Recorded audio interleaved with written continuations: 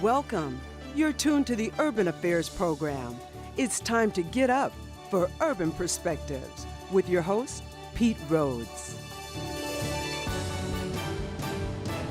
Welcome. You're watching Urban Perspectives. I'm your host, Pete Rhodes.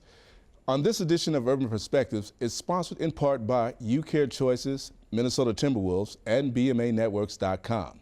On this episode, we will discuss community outreach projects to provide shelter, education, and vital communication platforms in the Twin Cities. Join us for this enlightening conversation here on Urban Perspectives. My first guest is Senior Vice President and CFO for the American Public Media Group.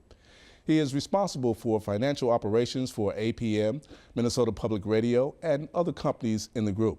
He holds an MBA in Finance and Public Policy from Stanford University and has over 30 years of financial and investment management expertise. Please welcome to Urban Perspectives, Morris Goodwin. How are you doing this morning? Very fine. Pleasure to be here, Peter. So glad to have you here. It's, I was telling my wife it's such a small town to be such a big town because we happen to know each other and from families, Yes. so to speak. Yes. So glad you can be here. Well, talk to us a little bit. I'm sure everyone wants to know what APM is and what media platforms do you cover with that group?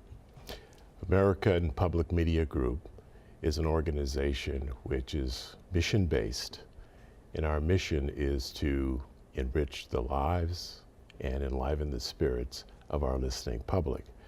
We do that through multiple distribution platforms, which includes Minnesota Public Radio that everyone here in the Twin Cities knows a lot about. For sure. But also we have a presence in other areas of the country, Southern California Public Radio, in classical South Florida. Mm-hmm. We reach about 18 million listeners nationwide, and we have a very large regional presence here in Minnesota. That's 45 stations and over nearly 900,000 listeners. Wow. Speaking of which, you and your team write the checks, cover the budgets, and when you look at an operation like NPR, the importance of it here, my question is, how important is it in terms of being financially solid as well as helping to disseminate important information to their broad audience? Pete, is extremely important. One of the advantages we have is a global strategy which is based on generating content from lots of different areas of the market. That provides the kind of financial revenue diversity that allows us to bring awesome content to our audiences. We're organized in such a way that the news department is highly regarded, is deeply connected to the community.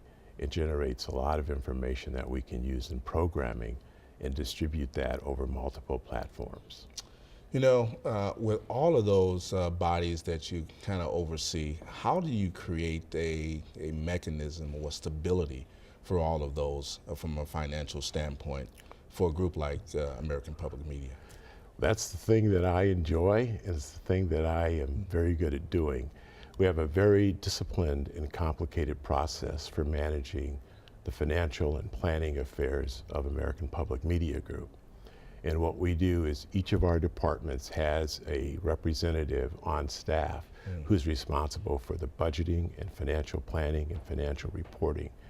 I have the pleasure of coordinating those activities, but the main thing is that we're getting the quality and character and nature of our programming and content out to the audiences and the communities that we're trying to serve.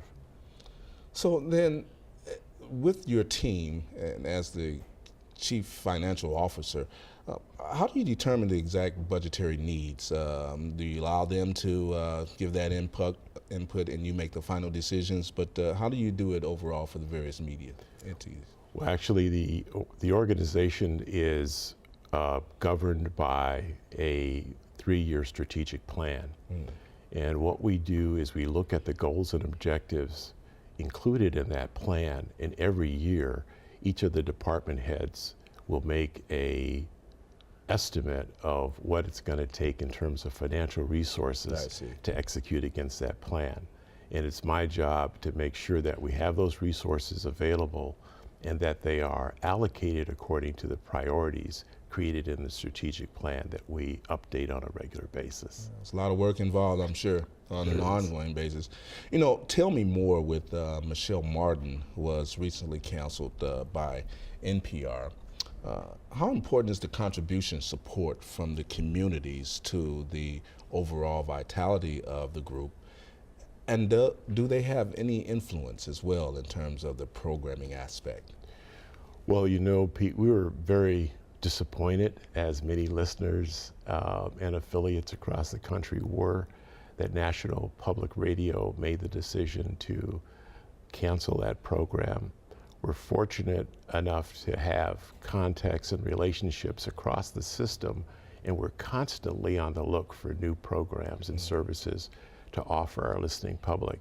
The listening public is very significant to our financial success, provides nearly 40% of our public support. So finding creative and dynamic programming, such as Tell Me More, is really important, not so much for the financial reasons, but because it helps us meet our mission of serving the public interest. Well, we welcome you to this program. I'm sure in the position that you are now taking on, you'll do a fantastic job. And just thank you for coming on to Urban Perspectives and showing us what great things that we have here in our cities. It was great to be here. Morris Goodwin, thanks so much.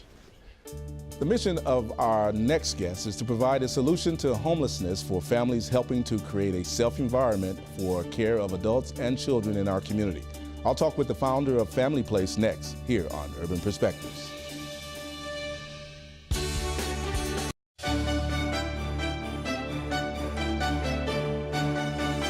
Welcome back to Urban Perspectives. It's an honor to talk with my next guest, the founder of the Family Place, whose goal is to assist families with shelter and provide basic life skills for them to gain more confidence and build a brighter future for the entire family. Please welcome the founder and director, Dr. Margret Lovejoy. Dr. Lovejoy, thank you for being here. Thanks for the invitation. We were just at a fashion show together that was put on behalf of the Family Place, and they did a fantastic job, didn't they? They did. It was they really did. good. It was fun. Yeah, it was really fun. So tell us a little bit about when was the Family Place established, and how many people do you handle annually? I started the Family Place 13 years ago because I found a need, a gap in services in Ramsey County. Families who were homeless and staying in emergency overflow shelter didn't have a safe place to be during the day. I see. So we can serve up to 40 people per day, and we are a daytime program. We don't do evening, overnight. I see. So what educational programs and services are available through the Family Place that create that environment that you're trying to do to build that personal wealth, and not personal wealth, but you know, the fact that they have worth and they mean something? Right. Well, the 1st of January, we started a program, a life skills development program. I find that there are a lot of programs that help families to gain employment. That's very important. But before you go to work, there's another set that has to be, another set of life skills we have to develop. And that's those personal life skills. Who you are as a person, as a parent, and also as a community member.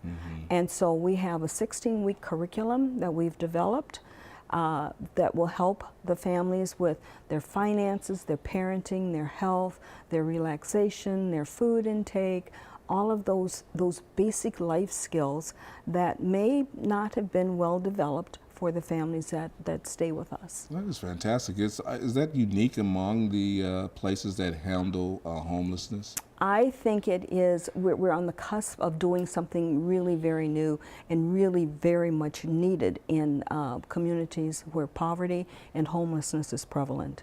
Speaking of which, Dr. Lovejoy, what is the face of homelessness? We see so many varied images, but what is the face of homelessness, and what do you think is the root cause of it currently? Well, what I see as the face of homelessness are the little folks. The youngest child we've had was 18 hours old, and then it goes up to however old the child is still with the family. So from my perspective, I see children as the face of homelessness, and that isn't decreasing. There are more families becoming homeless throughout the past few years. More two-parent families becoming homeless. And you say, what is the issue? Why are families homeless? Right. It is economics. It is definitely economics. It is jobs. We're in a big service industry, and wages don't support housing, food, transportation, health care, education, all of those things. Another, what I see is a growing concern is education. So many young people are not finishing high school. So many young people are not considering secondary. And that doesn't mean always a 4-year university education. That's learning how to have some of the trades, definitely. Yeah. We've kind of put those aside to say you have to have a 4-year bachelor's or something. No, you do have to finish high school. You do have to continue your education some way in order to have a job that will support your family. Yeah. So what is the average stay there for families, and where do they go from the family place? Well, we're seeing now that the average stay can be as long as 4 months. Which works with our 16-week curriculum program, and that while they're with us, they can go through this training program. I see. Where do they go? Yeah. Where do they go? We use programs in the county that have housing proponents with them. So all the families that come with us somehow get into housing. And it might be housing that is provided through services. It might be they have enough money so they can get their own housing. They might go stay with friends. Yeah. And some families leave town. So how can the general public help? I know that event that I was at was a big help. How would you ask the public to support you? I would ask the public to understand what homelessness is and who's homeless. You know, we see so many of these men standing on the corners with the signs saying they're homeless, and I think they have a legitimate reason to be there. Okay, but they don't see that the little ones are homeless too, that they're starting their life, 18 hours old, they're starting their life in shelter. This is not a best way to start your way into living. Understand this. Understand that families who are homeless need support, that programs that work with families that are homeless need financial support. Think about us when you might get your tax return or you want to celebrate something. Think about the family place. Well, we're definitely going to put information up on our website for that, and we appreciate the work you do, and thank you so much, Dr. Lovejoy, for your compassion and your work. Thank you. All right, Dr. Margret Lovejoy. Weekly here on Urban Perspectives, we present Shining Stars, brought to you by YouCare Choices and BMAnetworks.com, highlighting people, places, and events that contribute to the vibrancy of the urban community. Our Shining Star this week received the Twin Cities Hip Hop Legends Award as an artist recognized for his writing and professional performance skills. He has translated that talent into mentoring youth in our community as a member of the Lab, an after-school program in the St. Paul Public School District. Meet our Shining Star this week, Shay Glorious Martin, a.k.a. Glow. My name is Shay Glorious L. Martin, and I'm the Program Director and Site Coordinator for New Lens Urban Mentoring Society. New Lens and what we do is boiled down into 4 easy things. Exposure, experience leads to elevation and evolution. The absence of black men, not only due to prison and graves, but also in education opportunities, employment opportunities, the chance to run businesses at a high level, those kind of things are missing, but no more so than us missing in our own children's lives. So what New Lens has strived to do is to surround young black males with positive black male role models, as well as those positive black male role models that are mentoring the young men are getting mentored by older generational black male role models, people that have been doctors and aviators and business owners and things like that. So it's a multi-generational, culturally congruent program in every sense of the word. So we're trying to represent on a real level, like you can operate this maze and this system that's been set against you, and you can do it successfully, but you have to know how, you have to be shown how, and we're not being shown how. So New Lens aims to close that gap and to be that bridge, if you will. I've never been a mentor by title, but some of the things that I've done, whether it be in music or stuff with Arts Us or, you know, with Robin Hickman over at Don't Believe the Hype, is kind of along those lines. So I was always kind of been involved, but never to this level. So I just moved back to kind of be like, all right, Lord, if this is where you want me, let's get it.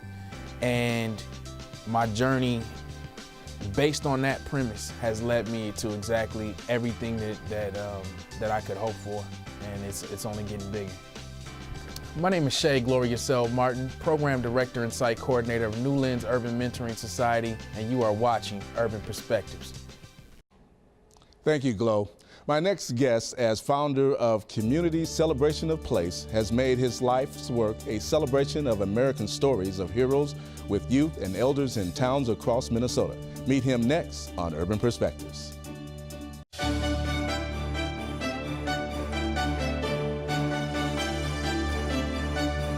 I'm delighted to speak with my next guest, who is a different kind of artist and entertainer.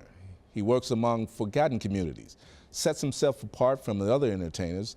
He's a Smithsonian recording artist. He's sung at the major festivals around the country and concerts all over the world. He's celebrating 30 years of music and arts. And please welcome to Urban Perspectives, Larry Long. Larry, how are you doing today? I'm great. Thanks for having me. As I was mentioning to you off camera here, I am just so excited that you're here, and even more delighted at the work that you do in this industry. What is the celebration of place all about? Well, Community Celebration of Place is a nonprofit organization. Mm-hmm. And what we do is we try to create opportunities that are multicultural and intergenerational for students and communities to prosper. Mm-hmm. And we do that mainly by bringing elders who reflect the many faces of the classroom into the school to give their life story to children. And then we turn their narratives into song and large celebrations. That seems like a unique opportunity for young people to get a piece of history as well as understand where they may be going. Yeah, great work there. You know, you are a Smithsonian Folkways recording artist. How did you become one, and what is a Folkways recording artist? Well, I did 10 years of work down in rural Alabama, and I worked in 27 rural communities. And they were predominantly Scottish, Irish, African-American communities with the intention of building bridges between these communities that have had difficult history. So after working down there for close to 10 years, we were doing all digital recordings, writing all these songs. And I applied for a Bush Fellowship and got it. And so for my Bush Fellowship year, I put all these together into one sound recording. I called up two dear friends, Senator Paul Wellstone and the late Pete Seeger. They called Smithsonian Folkways, said, you got to listen to this. And so the door was opened. I walked in with the product, and they said, we want to put it out. That's great. You've worked with some great individuals. I finally remember Senator Wellstone as well, and I know that this is things that are dear to his heart. Yeah. How rewarding is this to you, Larry, working with these youth and elders in our communities, in the underserved communities, the forgotten communities? Oh, it's transformational. It's empathic learning. All elders speak in the first person. Children give back their story in the first person. So the children own the story. And when the children sing the life story back to these remarkable individuals, it's a huge moment. It's a moment where people are deeply touched, and individuals see that the life they've lived is going to carry on for generations to come. So the blessing is to be part of a process and then to bear witness to this change that occurs. Because when you bring the old and the young together, you have community. Yeah, you do. And that's what community is. And we've severed these relationships. And when you take the wisdom of those who lived a hard life and then pass that wisdom on to children with their innocence, invariably it brings hope. And it gives encouragement to young people to stand on the shoulders of those who've come before. Great work, man. So how was it, the experience, and I had the experience of meeting and taking a photo with the great late Rosa Parks. How was it singing for her 45th anniversary of the Montgomery bus boycott? Well, singing for Mrs. Rosa Raymond Parks was one of the highlights of my life. I published a book through the Southern Poverty Law Center when I was in Alabama, and did some work up here with J.D. Steele to produce the audio for it. And during that period of time, I had a chance to bring children into Montgomery from Lochapoka, Notasoga, Tuskegee, places I worked. Some of these children are descendants of those of the syphilis study. Oh, I see. Okay. And so it's very deep history within that area. And so I brought in 60 children with their families in to sing for Mrs. Rosa Parks for the opening of the Rosa Raymond Parks Library in Montgomery. I'm sure it was great. And besides Mrs. Parks, there was Dr. Dorothy Height. Wow.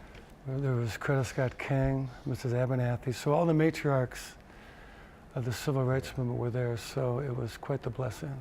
So what programs in the closing 10 seconds that we have that you feel are really shaped this program that you do? Well, it's Elders' Wisdom Children's Song, which is the main program. And out of that has grown a program called Young Publishers.